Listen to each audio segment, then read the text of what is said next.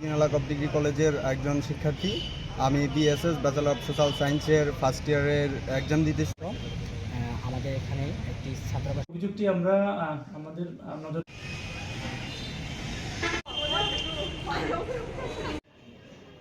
ইতিমধ্যে এলাকাব ডিগ্রি কলেজের একজন শিক্ষার্থী।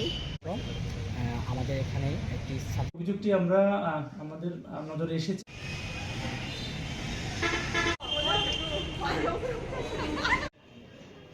ইতিমধ্যে এই এখানে